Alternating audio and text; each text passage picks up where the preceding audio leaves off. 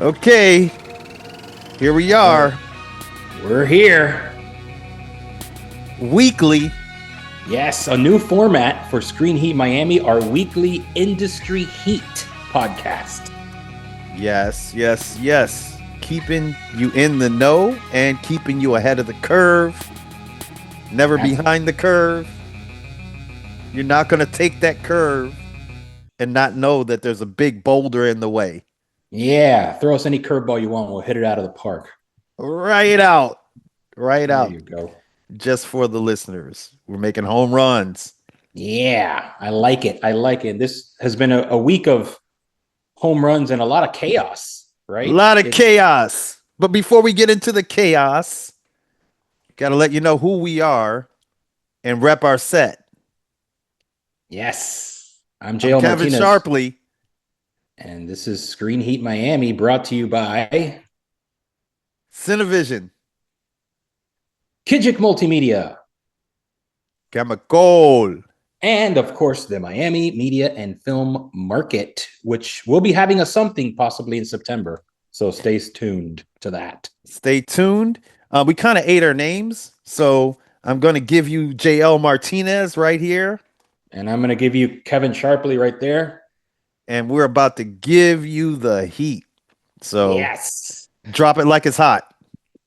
Absolutely. Yeah, it's getting hot, especially if you are participating in anything related to Paramount this week and last week. Oh, man, what is going on? It got crazy, didn't it?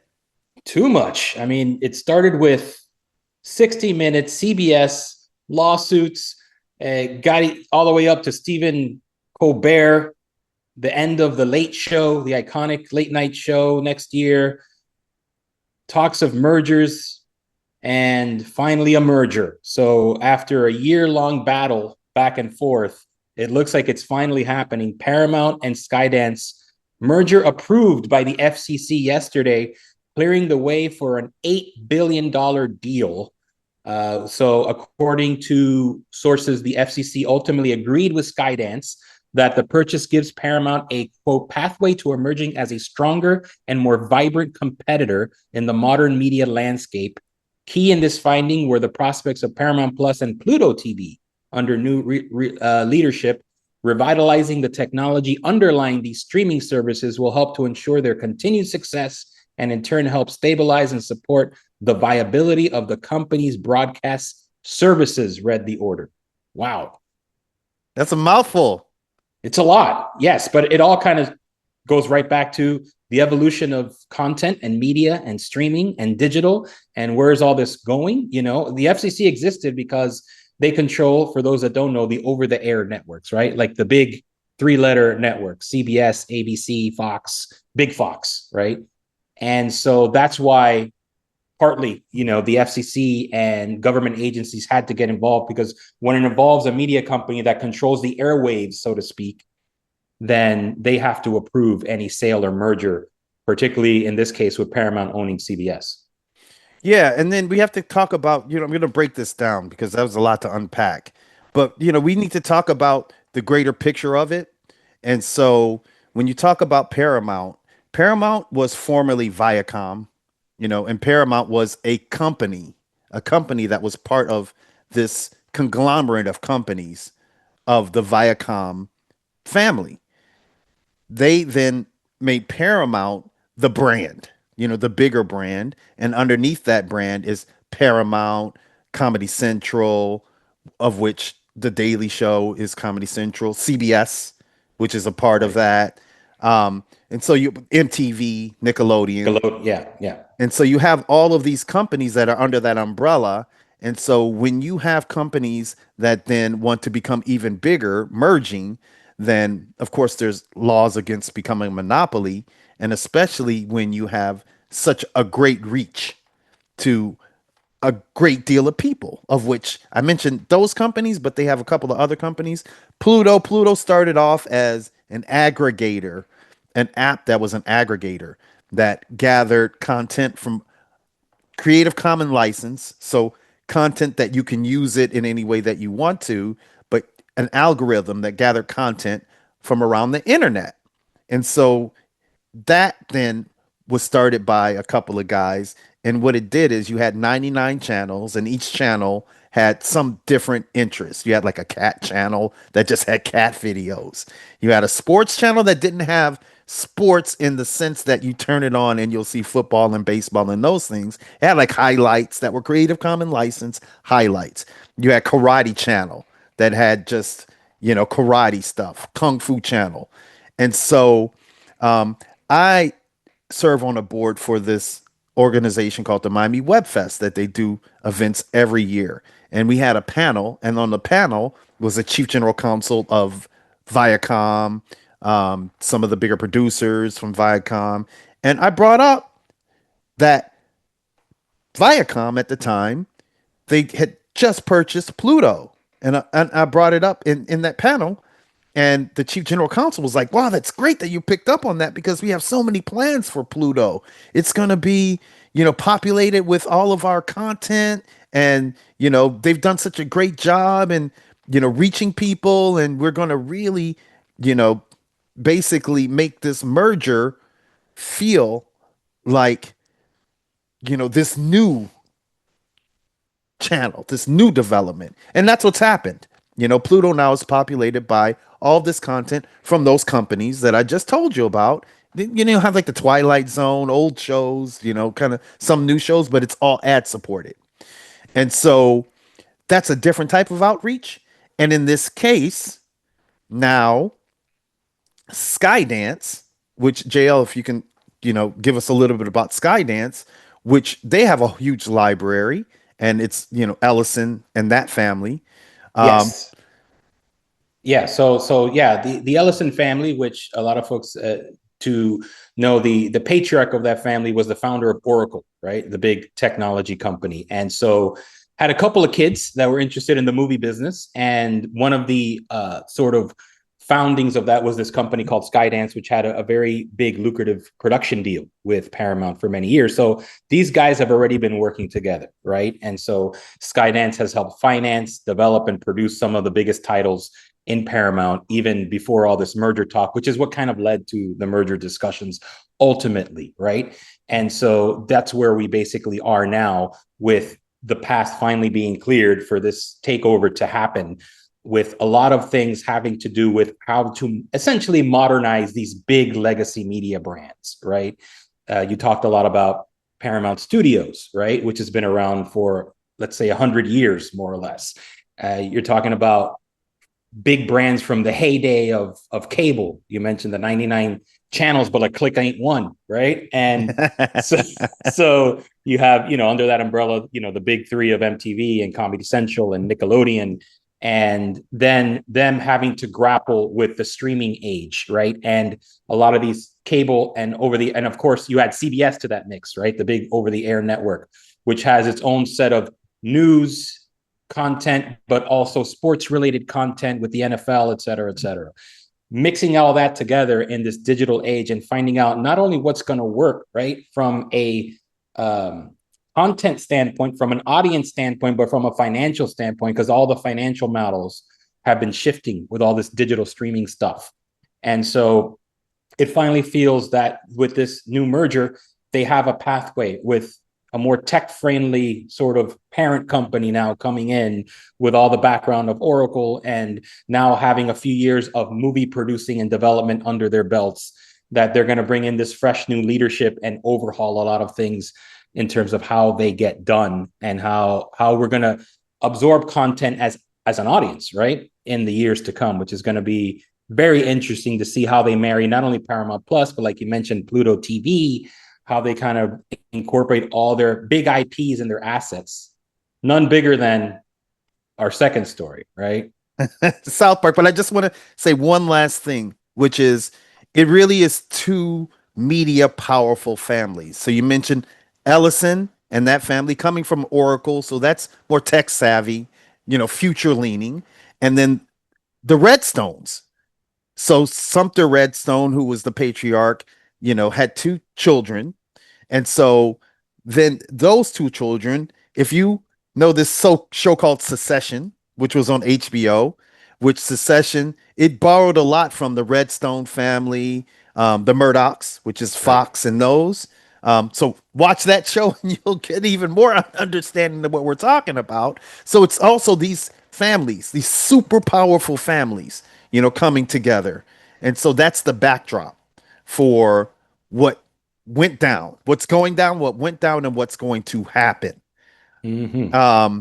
So the merger, which they've been working on this deal for over a year, it has been teetering backwards and forwards because the FCC needs to approve it because of some of the things that we talked about, the media monopoly and the control.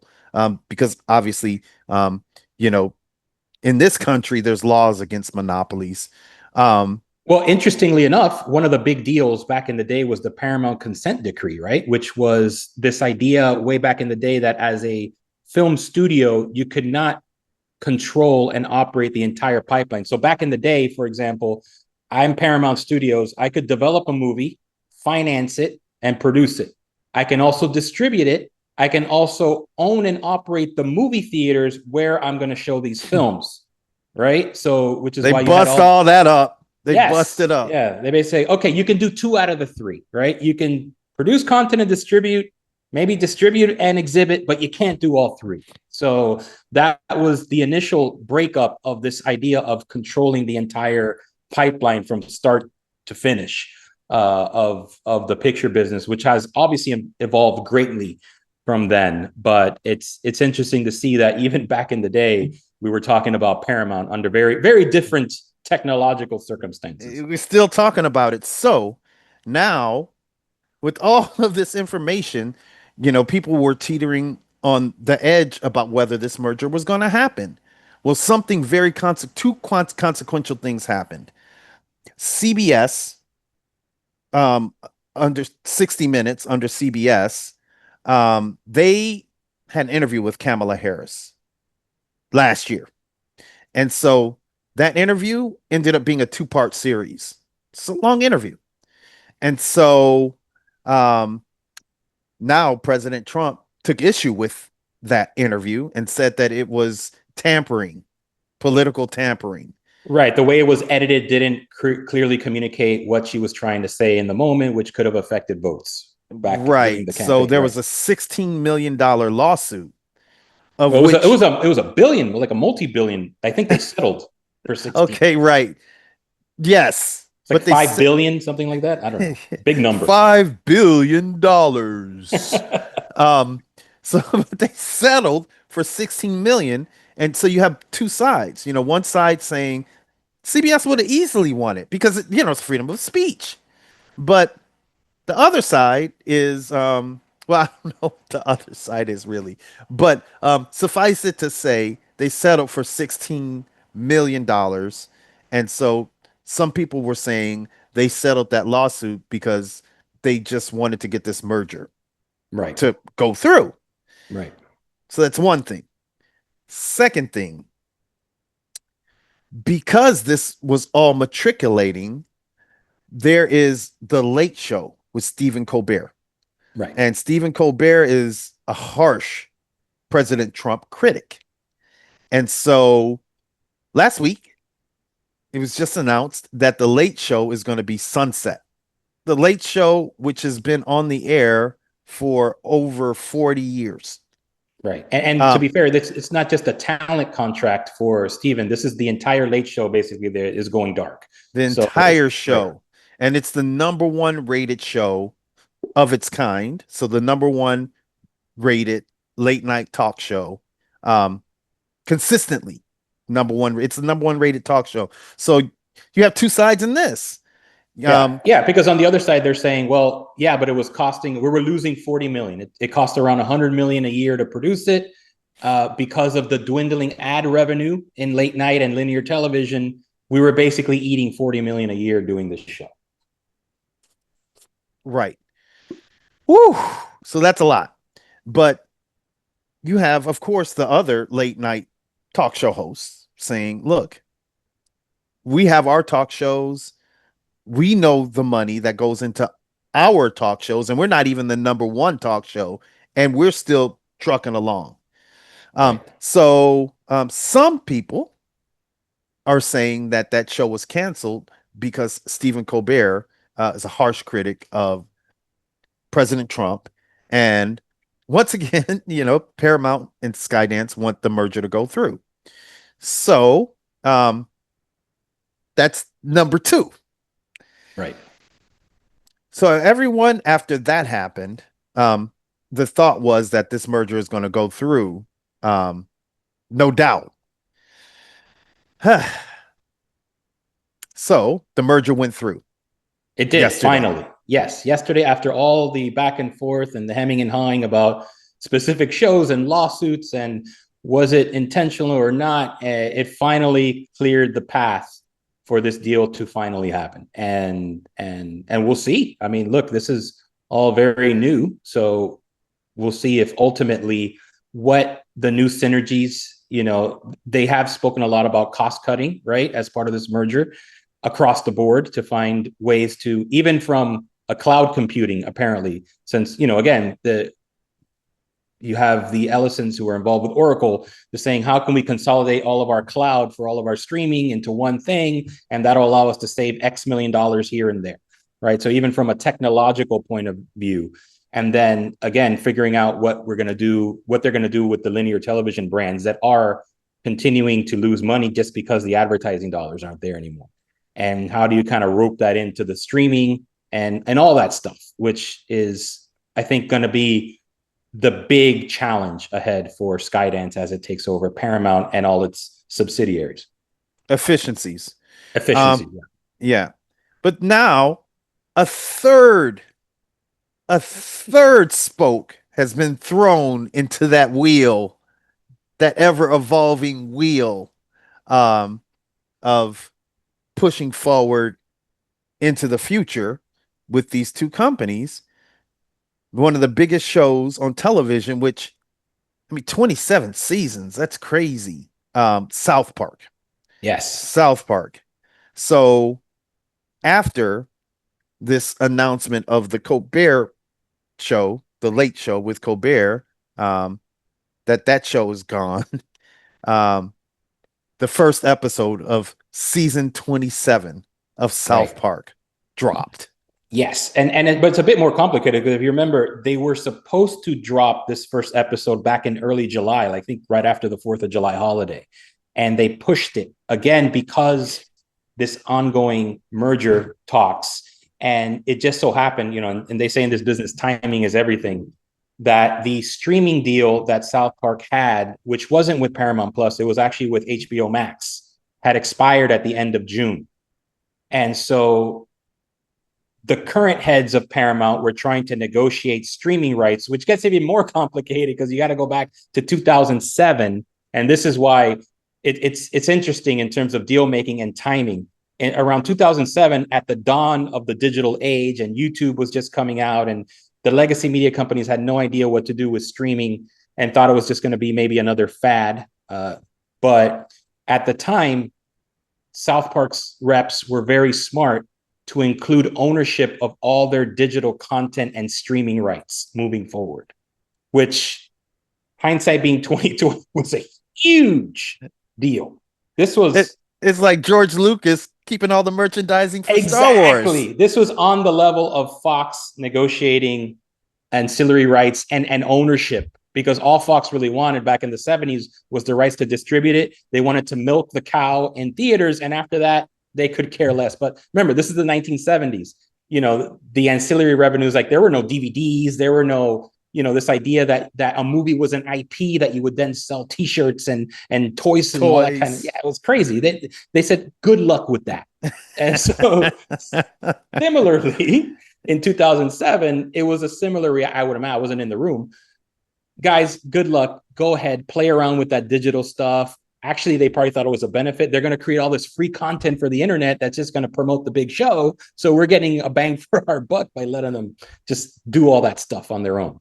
And it was still a joint venture. So part of the revenue still does go back to Paramount. But I believe that Trey and Matt own about 50% of all that digital revenue and streaming. So that deal was made in 2007. Obviously, in the next 15 years, we've seen that now that sort of fun little experiment hobby that they wanted to do with digital content is now the main thing. And which is why when that big streaming deal closed with South Park and and HBO Max, most of a huge chunk of that $300 million went right back to Trey Parker and Matt Stone. And they were able to negotiate deals outside of their parent company and have all this huge, on top of the fact that by then South Park had grown into a huge IP, like you said, one of the most popular TV shows in the world, regardless of language or nation. Like South Park is still 27 years later, part of the cultural zeitgeist, right? And so Globally. Globally, yes. So it's incredible what they've done with the show since this tiny little paper mache thing back in the late 90s, right? It started off as a greeting card. Yes, a greeting card for the industry as kind of a joke between executives and agents. And they were first offered in 1997. I think it was $12,500 per episode for 6 episodes. So for less than $100K, Paramount was able to get and Comedy Central, the first season of South Park in the can, which is incredible when you think about it. And so the deal, I said that the episode dropped. Before the episode dropped, the deal dropped about how much money Paramount paid for those digital rights of all the seasons. And, I don't know how many future seasons, right. But that deal is worth $1.5 billion. And again, huge. It's, insane. And that's for streaming. That doesn't even count the production deal to produce 50 more episodes of South Park, which is like another $1 billion. Or, they're getting like literally from 12,500 an episode to 25 million an episode. Yeah. So, we're almost done, and then we're going to get on to the Emmys. So the first episode dropped, which, look, I have a show. I have a show with iHeartRadio. Me and my partners, we have a show, and our first episode dropped yesterday, but we already have, 8 episodes that we have in the can. So we knew what the first episode was going to be many months ago. So they knew what this episode was before they dropped it. And the episode was pretty harsh. It was hot. You talk about hot. It really was the talk of everything yesterday, and there's a lot of talk about so many things. The episode itself, and I think that's what's also unique about South Park is because of the way they produce this animation so quickly that they can be on top of things, so they don't need like 3 to 6 month lead time to put out an episode, which is why the final script, so to speak, for South Park was literally written like 2 or 3 days before it aired. They can produce in a week. Yeah, they can produce in a week and make changes along the way. So if something pops on a Tuesday that they didn't know about on Monday, they could incorporate it into the final piece, right? And so that allows them to be like on top of everything almost in real time of what's going on in the world. And they were able to kind of pick everything out that they wanted for that first. And again, they'd had a long hiatus. They've been off the air in terms of new episodes for over 2.5 years. 2.5 years. Yeah. So their first one back had to be, as the young people say, a banger, right? So and it's all timing, right? Because would this episode been as impactful had all this other stuff swirling around Trump and the FCC and the merger, even their own deal? If Paramount wasn't trying to merge in this very moment as their deal was expiring with Skydance, would they have gotten a deal so quickly? Would they have gotten as lucrative a deal? So all of that, like the timing of it was so perfect that South Park literally got not only a windfall, but all the creative freedom to continue doing whatever the hell they want for the next 5 years. Yeah. And this episode has it all. It has all the stuff that not all of it, but a lot of the stuff we just talked about. At Jesus. They brought back some of the oldies but goodies that they say. Jesus, Satan. Like President Trump sleeping with Satan. Oh gosh, it's wild. If you haven't seen it, it is a wild, crazy. Wild episode. Definitely, it's one to watch. But in the backdrop of all this, to have that episode drop after all this, that then has created this kind of tidal wave of things and everything. But the deal has gone through. I think it's going to be interesting because it's a different era than it was even 5 years ago, definitely 10 years ago, when the conversation was about monopolies with these big media conglomerates, because the battles is not just with the media conglomerates any longer. Really, this all boils down to eyeballs. And so the eyeballs aren't just on movies and TV and radio and these things. The eyeballs now, TikTok, Facebook, Instagram. And so now it's this kind of battle, even, your chat GPTs and whatever. It's a battle of eyeballs amongst these media conglomerates that aren't necessarily considered traditionally media conglomerates. And then you want to think, of course, Amazon with Amazon Prime, but they also have Amazon. You want to think Apple, which they have Apple TV, which started off with just, a couple of movies and TV shows. And now it's like this full on, you know, the studio, which we'll talk about a little bit later. It's a full on media company. But of course, their bulk of products are, iPhones and, that MacBooks and those things. But so the battlefield is different, markedly different from, especially when they made these laws, but even from 5 years ago, it's markedly different. And so we just want to see how all this plays out over time. Um, it's really, um, it's a different ball game.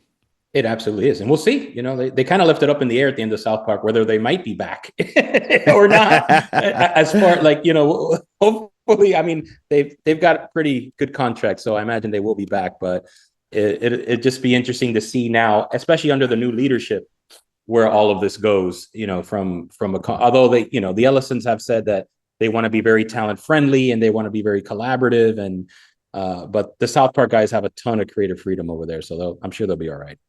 Yeah, I've seen movies, so for example, they had a Batgirl movie that they just, you know, decided not to put that movie out and then take the Right. tax write-off for it. Maybe it cost, 50 million to make or whatever. Um, I don't really see a company eating 1.5 billion plus Oh the no. amount they have to pay them for production. I don't see them eating over $2 billion. Oh no, that's not going to happen. It's interesting. The LA Times had an interesting article about it, and they quoted Doug Herzog, who used to be the head of Comedy Central. He's the one that technically says he discovered the South Park guys and put them on the air. And he basically said, in a business where nobody knows anything, there is one certainty: South Park always wins. And Wow. he goes on to say, shows like South Park are at the heart of what builds value in companies like Paramount.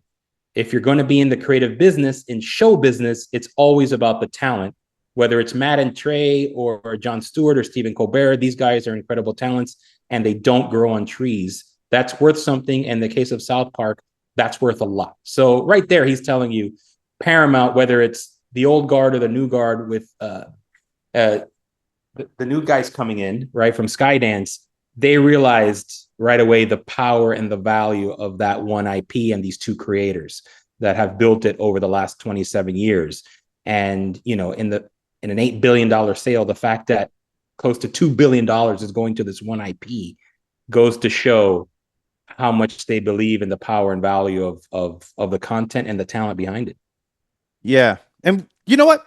That's a great segue into the Emmys. Yes. Speaking of talent and the people behind it and the creative, because this is definitely an Emmys. I mean, every Emmys has standouts. Um, and, who's to say, Emmys is the benchmark. So the say it all, be it all, this in at least, um, US, Hmm. US being, at the top of the food chain, uh, around the world, but US shows, TV shows, this is the Emmys, the Oscars with movies. And so there is a lot of great stuff out there. You know, there's been some snubs, and I can just say off the bat, you know, I'm pretty not happy with it. Behind me, for the people who will see this, you'll see a poster of, um, this is the Star Wars movie right here, um, which is one of my favorite Star Wars movies. Um, And then you have the show from that movie, which is Andor. And so Andor to me is one of the best television shows made ever. They put, I believe it had to be, close to $20 million an episode, and but you can feel it in every episode. Um, and so the lead actor was snubbed, didn't get an Oscar nom, and it was anticipated that there was going to be like this kind of sweep amongst that show, and it did get a lot of nominations, but a lot of people feel slighted because they thought that show Andor was going to get more nominations. It did get a lot, but best actor it did not get. Mm. But there is a plethora of shows that I personally love and that I've seen that they did get the nod. And I'm just going to read this in terms of the breakdown. Um, Severance, which is a show I love, we mentioned Apple TV, was the most nominated, notching 27 nominations. HBO Max's The Penguin, which is another show that I loved. Just transformative. Colin Farrell, I think that this is his best role ever. I haven't seen all his movies, but I've seen, most of them. The Penguin followed with 24 nominations. And then a show that both myself and my co-host, and I'll let him speak for himself, but we've talked about it, a show that we love, The Studio. The Studio is next in line. Uh, and then White Lotus, they tied for 23 nominations each. And the White Lotus, I love that show too. So among networks and streamers, HBO Max led with 142 nominations. So HBO is back on top. And that's saying a lot because HBO used to be, considered it, before Netflix really were even allowed into the room. HBO would always sweep. And then Netflix came in and kind of took the helm for a little while. So HBO is back with 142 nominations, and it's a new record for the platform. Netflix is next with 120, and then Apple TV with 81. Warner Brothers Television, um, they got 60 nominations. So Warner Brothers is another conglomerate of, you know, different networks. Um, the most of any TV studios this year. Right. So yeah, but it was competitive. The shows I Oh just yeah. mentioned, I loved all those shows, but there's other shows I didn't really. You can't watch everything, Especially but nowadays, man. yeah, you can't watch everything, but what I really do love is I mentioned HBO. Back in the day, it was a benchmark, and HBO would kind of, come in and do not a sweep because you still had ABC, CBS, NBC, which are, your kind of traditional networks. And they, of course, had incredible, um, shows and projects. HBO, Particularly on the comedy side, right? Back in the heyday of Friends and Seinfeld, and right, like yeah, in the yeah, sitcom yeah. world, they would dominate. But even now, it looks like streaming is starting to take that space in terms of being able to Yeah, push the envelope. yeah, but it's transformed over time as streaming has become more the norm, and then of course Right. cable opened it up and Yeah, premium cable cable first, starting with premium cable. HBO, and then right. Because you could tell other kind of stories and expand your depth. You Mm-hmm. know, shows that were on the traditional networks had to be at the most PG-13. They Right. definitely couldn't be R. And You you could could tell. curse and show boobage. Right, exactly. So, I do have to mention some of the ones that I also love that went forward, which is Black Mirror, Adolescent.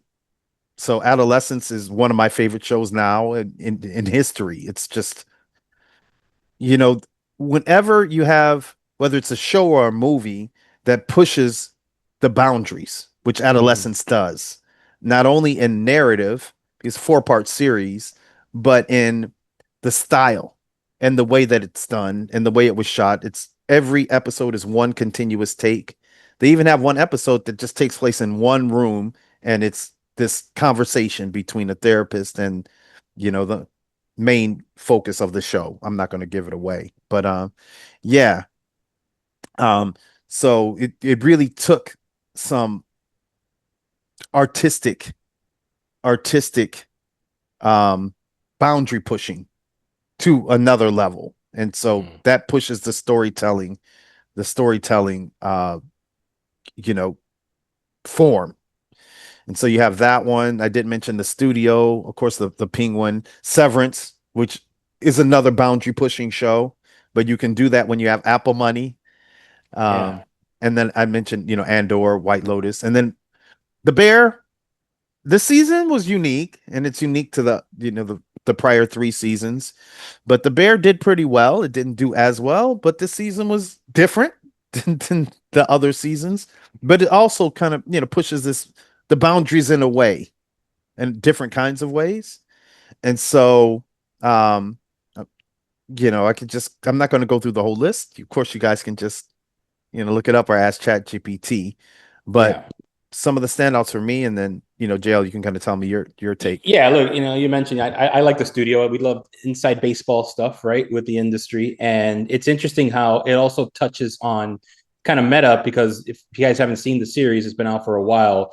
The last episode or two takes place at the Golden Globes, right? So it kind of takes you into this world of not only getting nominated, but how do you get there, and so a lot of folks don't know that a lot of these big studios and streamers, they have to campaign. It's almost like a political election, right? And to go after these nominations, and there's all these events and breakfasts and luncheons you can attend.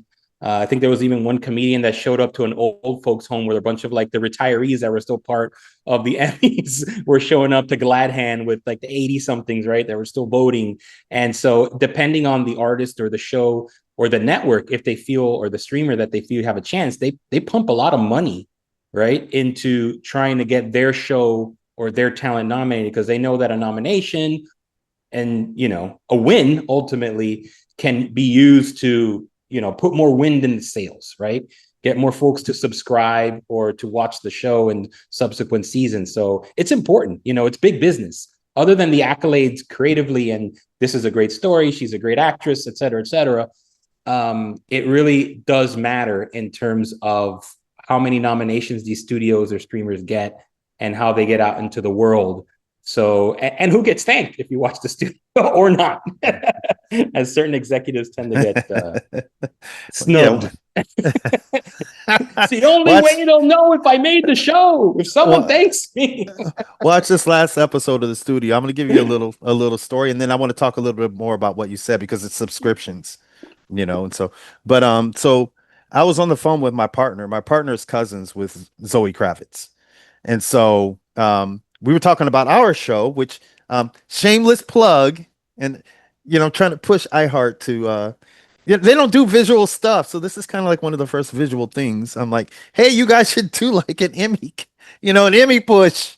But at any rate, so we were talking about our show and me talking about this Emmy push to my partner, not to iHeart, to my partner. And then I'm looking at the Emmy nominations, and then I see that Zoe Kravitz was nominated, and she was nominated for the studio. And I'm like, oh man, like, look at this. Zoe Kravitz Yeah, nominated for the studio. He's like, oh, really? I was like, yeah, man, have you seen it? He's like, oh no, kind of, it's family stuff, so I just, whatever. And I was like, man, she's amazing. And I told him a week before, or maybe 2 weeks before, that because of the arc of her mm, character, she was so central in mm, kind of, you know, that particular because she came in. Actually, she was kind of in the beginning, so kind of planted the seed in the beginning and it went through. But she was kind of central in moving towards what that last episode ended up being. So you could see why she got nominated because she did a lot in terms of character development and character depth. And right. so I was like, man, you gotta watch it because it's like this. And so then we have this one kind of watch iHeart.com/ War of the Roses. And so the episode that just came out, we have this one thing that happens in that episode towards the end that my partner posted in his Right. stories. And he's like, "Oh, look, man, there's already a like." And I was like, "Okay, who liked it?" And he's like, "Oh, Zoe Kravitz." I was like, "Yes." Ah, no, yeah, that's awesome, dude. So you Yeah. always bring it back home. Yeah. But that's fun. And and it's interesting because the studio, obviously, considering the nature of the story, right, is a lot of these opportunities for celebrity cameos and guest starring roles, I guess, or guest in a comedy series is what she was nominated for. Yeah. And on the guy side, man, like if you look at the nominations of the seven, was it seven nominations? No, Yeah. six. Five of them were all from the studio. Bryan Cranston, Dave Franco, Ron Howard, Anthony Mackie, and Martin Scorsese. Right. Yeah. So, and then on the female side, she was the only one actually. So the Yeah. other two from The Bear, Poker Face, Cynthia Erivo, Jamie Lee Curtis, Olivia Colman, and then Julianne Nicholson in Hacks. So a couple of Hacks, Poker Face, The Bear, the studio. I actually think she has the best chance of winning. I don't want to predict, but she doesn't have a lot of studio competition from her own show. Yeah. Yeah. So she was like definitely the standout female celebrity guest star on that first season. So I think she's got a really good inside chance. Particularly that Vegas episode. That was great. So anyway. Yeah. Yeah, and I have to say, so Black Mirror, I've watched it from the start. This season was just extraordinary. So I think that they have, a big shot, but then you have the Penguin, and Yeah. Adolescence, which, Adolescence, everyone's talking about the Yeah. young actor being, he would be the youngest male to win. Right. And there's a lot of buzz about him winning for in that particular category. So um, I have to say that just in the shows that I've been able to watch, it's competitive because I love every single one of those shows. Yeah. Yeah, Yeah. equally. It's so it's going to be hard. And I do have to give another little shout out um, to me one of the greatest comedic scenes in film history, which is Sam Rockwell on The White Lotus. Um, there's this little aside with his character and Walter Goggins, who Walter Goggins again, this is a breakout year for him. And there's a lot of talk about, this being the season of the 50-year-olds. Um, Mm-hmm. so that's Walter Goggins, Pedro Pascal, he's nominated for Last of Us. Um, and even Coleman Domingo, This is the year of Pedro. He's literally in everything. he's in everything. Yeah, How does he Fantastic have Four time to that's coming shoot out. all It's that just like, stuff? yeah, My like this guy, goodness. and he's having so much fun. So, the 50-year-olds are having a season, and you could even say Brad Pitt, I who's guess in 50 is a his new 40 60s. for guys, right? Is that what it is? It might even be the new 20. But at 50 is any a, rate, 50 is a new 30. Let's just settle on that. there's a scene with Walter Goggins' character and Sam Rockwell's character that is one of the funniest that I've that one, I think about it from time to time, a scene where he's bringing in Sam Rockwell's character, and this takes place, in the White Lotus in Thailand. They're talking about how Sam Rockwell transformed from living there in Thailand over time. So I recommend anyone, if you can, go and watch that show and look for that particular scene, because if he wins, I would say that he wins because of that scene. And they said a lot Yeah. of it was ad libbed. That's Hmm. like insane Wow. for him to ad lib a lot of that. So that's kind of another standout for me. I have to give it up for Patricia Arquette and Severance.